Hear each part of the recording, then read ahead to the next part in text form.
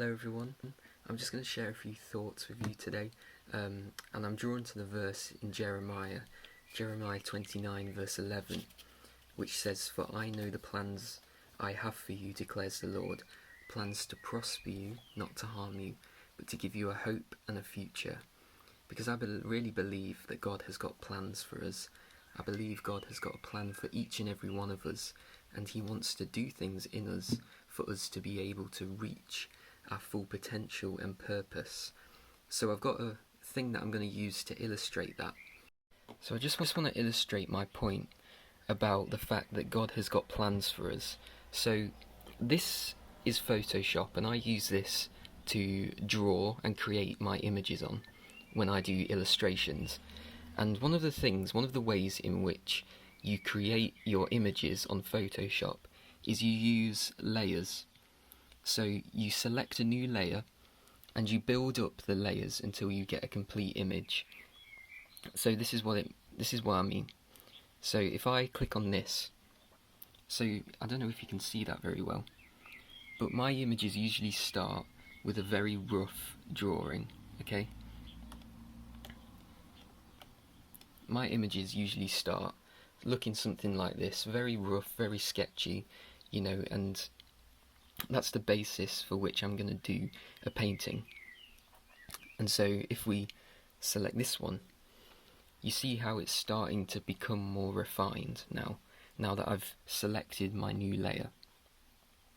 And what happens is you keep building up these layers. So if I show you what I mean, if I select all these layers, the image, eventually you build up the image to look something like this.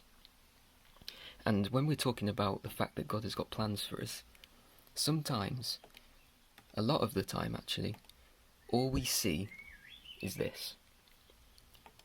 All we see is the rough drawing. We may only see a small part of God's plan for us.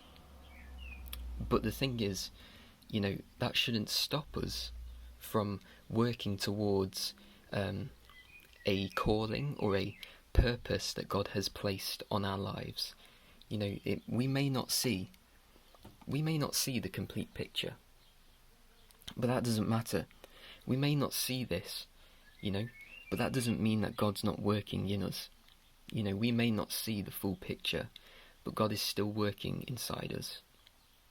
Even though we don't see God working all the time, it doesn't mean that He's not working. And 2 Corinthians chapter 4, verses 17 to 18 says, "For our light and momentary troubles are achieving for us an eternal glory that outweighs them all. So we fix our eyes not on what is seen, but on what is unseen. For what is unseen is eternal." I don't know what we're going through at the moment. I don't know what troubles we're facing right now. But if we fix our eyes on our troubles, all we will see is our troubles. If we fix our eyes on what is seen, all we are going to achieve in life is that which will be seen. And Corinthians here is, the scriptures are saying that we need to be fixing our eyes on God, on what is unseen, because what is unseen, at the end of the day, is the only thing that is going to give us life.